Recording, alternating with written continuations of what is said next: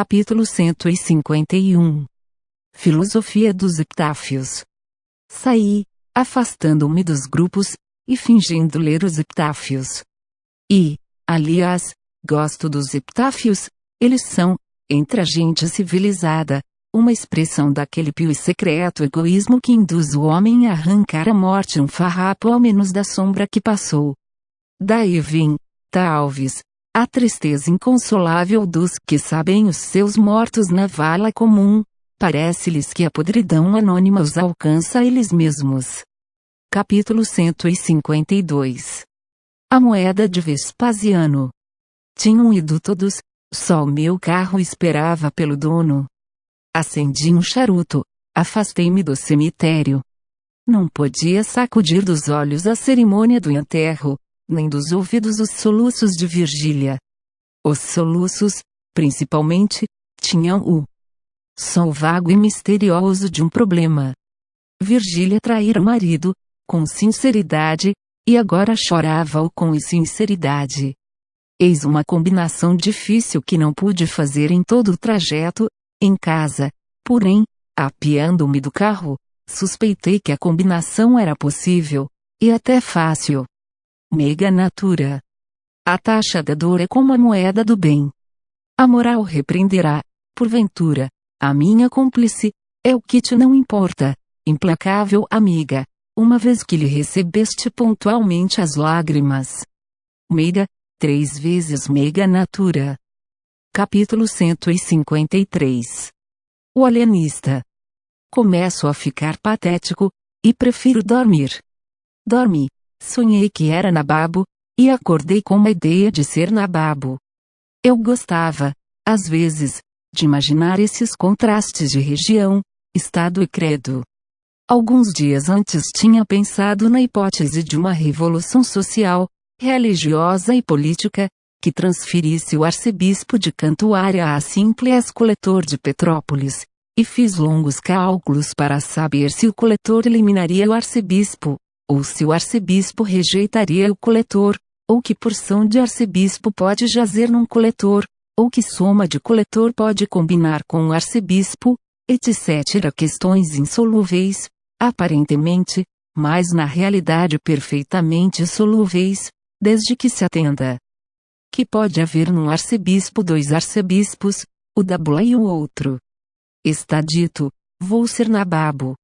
Era um simples gracejo, disse-o, todavia, ao Quincas Borba, que olhou para mim com certa cautela e pena, levando a sua bondade a comunicar-me que eu estava doido.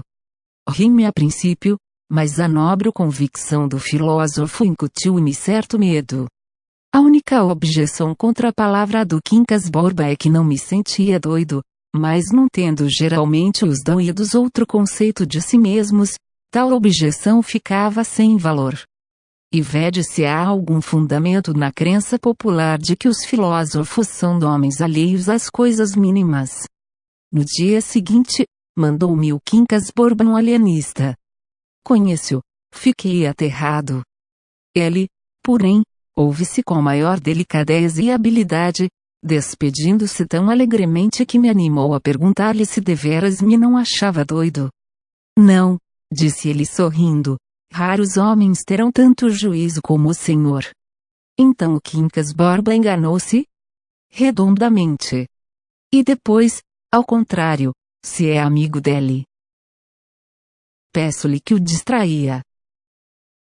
Que justos céus! Parece-lhe um homem de tamanho espírito, um filósofo. Não importa, a loucura entra em todas as casas. Imaginem a minha aflição. O alienista, vendo o efeito de suas palavras, reconheceu que eu era amigo do Quincas Borba, e tratou de diminuir a gravidade da advertência.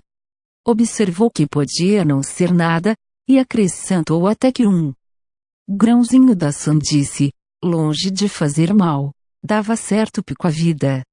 Como eu rejeitasse com horror esta opinião, o alienista sorriu e disse-me uma coisa tão extraordinária, que não merece menos de um capítulo. Capítulo 154. Os navios do Pireu. Há de lembrar-se, disse-me o alienista, daquele famoso maníaco ateniense, que supunha que todos os navios entrados no Pireu eram de sua propriedade. Não passava de um pobretão, que talvez não tivesse, para dormir, a cuba de Diógenes, mas a posse imaginária dos navios valia por todas as dracmas da Elade. Ora bem, há em todos nós um maníaco de Atenas, e quem jurar que não possuiu alguma vez, mentalmente, 2 ou 3 patachos, pelo menos, pode crer que jura falso. Também o Senhor. Perguntei-lhe. Também eu. Também eu? Também o Senhor, e o seu criado, não menos, se é seu criado esse homem que ali está sacudindo os tapetes da janela. De fato, era um dos meus criados que batia os tapetes, enquanto nós falávamos no jardim, ao lado. O alienista notou então que ele escancarara as janelas todas desde longo tempo, que alçara as cortinas, que devassaram o mais possível a sala, ricamente alfaiada, para que a vissem de fora, e concluiu: este seu criado tem uma mania do ateniense, crê que os navios são dele, uma hora de ilusão que lhe dá a maior felicidade da terra. Capítulo 155. Reflexão cordial. Se o alienista tem razão, disse eu comigo, não haverá muito que lastimar o Quincas Borba, é uma questão de mais ou de menos. Contudo, é justo cuidar dele, e evitar que lhe entrem no cérebro maníacos de outras paragens. Capítulo 156. Orgulho da servilidade. O Quincas Borba divergiu do alienista em relação ao meu criado. Pode-se, por imagem, disse ele, atribuir ao teu criado a mania de ateniense, mas imagens não são ideias nem observações tomadas à natureza. O que o teu criado tem é um sentimento nobre perfeitamente regido pelas leis do humanitismo, é orgulho da servilidade. A intenção dele é mostrar que não é criado de qualquer. Depois chamou a minha atenção para os cocheiros de casa grande, mais impertigados que o amo, para os criados de hotel, cuja solicitude obedece às variações sociais da freguesia, etc. E concluiu que era tudo a expressão daquele sentimento delicado e nobre, prova cabal de que muitas vezes o homem, ainda a engraxar botas, é sublime. Capítulo 157. Fase brilhante. Sublime és tu, bradei eu, lançando-lhe os braços ao pescoço. Com efeito era impossível crer que um homem tão profundo pudesse chegar à demência, foi o que lhe disse após o meu abraço, denunciando-lhe a suspeita do alienista. Não posso descrever a impressão que lhe fez a denúncia, lembra-me que ele estremeceu e ficou muito pálido. Foi por esse tempo que eu me reconciliei outra vez com Cotrim, sem chegar a saber a causa do dissentimento.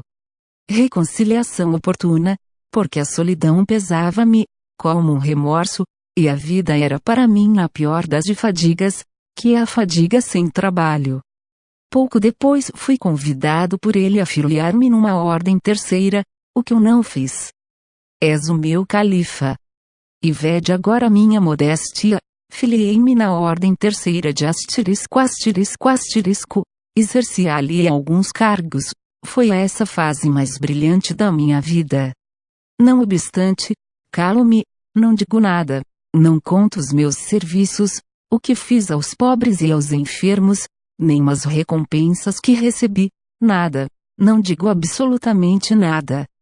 Talvez a economia social pudesse ganhar alguma coisa, se eu mostrasse como todo e qualquer prêmio estranho vale pouco ao lado do prêmio subjetivo imediato, mas seria romper o silêncio que jurei guardar neste ponto.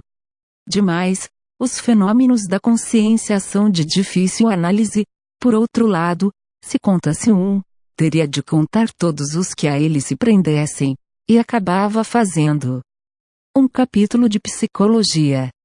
Afirmo somente que foi a fase mais brilhante da minha vida. Os quadros eram tristes, tinham a monotonia da desgraça, que é tão aborrecida como a do gozo, e talvez pior. Mas a alegria que se dá à alma dos doentes e dos pobres é recompensa de algum valor, e não me digam que é negativa, por só recebê-la obsequiado. Não, eu recebia de um modo reflexo, e ainda assim grande, tão grande que me dava a excelente ideia de mim mesmo. Capítulo 158. 2 encontros. No fim de alguns anos, 3 ou 4, estava enfarado do ofício e deixei-o, não sem um donativo importante, que me deu direito ao retrato na sacristia. Não acabarei, porém, o capítulo, sem dizer que vi morrer no hospital da ordem, adivinhem quem? A linda Marcela, e vi-a morrer no mesmo dia em que, visitando um cortiço, para distribuir esmolas, achei. Agora é que não são capazes de adivinhar.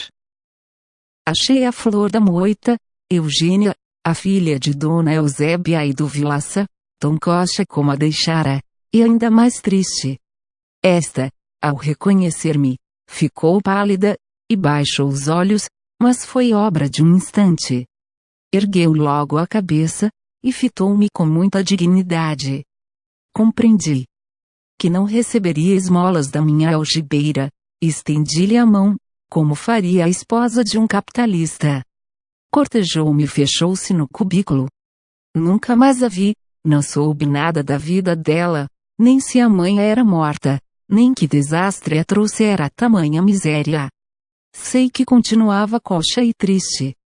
Foi com esta impressão profunda que cheguei ao hospital, onde Marcela entrara na véspera, e onde a vi expirar meia hora depois, feia, magra, decrépita. Capítulo 159. A semidemência. Compreendi que estava velho, e precisava de uma força, mas o Quincas Borba partira 6 meses antes para Minas Gerais, e levou consigo a melhor das filosofias. Voltou 4 meses depois, e entrou-me em casa, certa manhã, quase no estado em que eu o vira no passeio público. A diferença é que o olhar era outro. Vinha demente. Contou-me que, para o fim de aperfeiçoar o humanitismo, queimara o manuscrito todo e ia recomeçá-lo. A parte dogmática ficava completa, embora não escrita, era a verdadeira religião do futuro. Juras por humanitas? Perguntou-me. Sabes que sim. A voz mal podia sair-me do peito, e aliás não tinha descoberto toda a cruel verdade. O Quincas Borba não só estava louco, mas sabia que estava louco, e esse resto de consciência, como uma frouxa lamparina no meio das trevas, complicava muito o horror da situação. Sabia-o, e não se irritava contra o mal. Ao contrário, dizia-me que era ainda uma prova de humanitas, que assim brincava consigo mesmo. Restavam-me longos capítulos do livro, e antífonas, e litanias espirituais. Chegou até a reproduzir uma dança sacra que inventara para as cerimônias do humanitismo. A graça lúgubre com que ele levantava e sacudia as pernas era singularmente fantástica. Outras vezes amuava-se a um canto, com os olhos fitos no ar, uns olhos em que, de longe em longe, fulgurava um raio persistente da razão. Triste como uma lágrima. Morreu pouco tempo depois, em minha casa, jurando e repetindo sempre que a dor era uma ilusão, e que Pangloss, o caluniado Pangloss, não era tão tolo como supôs Voltaire. Capítulo 160. Das negativas. Entre a morte do Quincas Borba e a minha, mediaram os sucessos narrados na primeira parte do livro. O principal deles foi a invenção do emplasto Brás Cubas, que morreu comigo, por causa da moléstia que apanhei. Divino emplasto, tu me daias o primeiro lugar entre os homens, acima da ciência e da riqueza, porque eras a genuína e direta inspiração do céu. O acaso determinou o contrário, e aí vos ficais eternamente hipocondríacos. Este último capítulo é todo de negativas. Não alcancei a celebridade do emplasto, não fui ministro, não fui califa, não conheci o casamento. Verdade é que, ao lado dessas faltas, coube-me a boa fortuna de não comprar o pão com o sal gordo. Meu rosto. Mas, não padeci a morte de Dona Plácida, nem a semidemência do Quincas Borba. Somadas umas coisas e outras, qualquer pessoa imaginará que não houve míngua nem sobra, e conseguintemente que saia quite com a vida. E imaginará mal, porque ao chegar a este outro lado do mistério, achei-me com um pequeno saldo, que é a derradeira negativa deste capítulo de negativas. Não tive filhos, não transmiti a nenhuma criatura o legado da nossa miséria.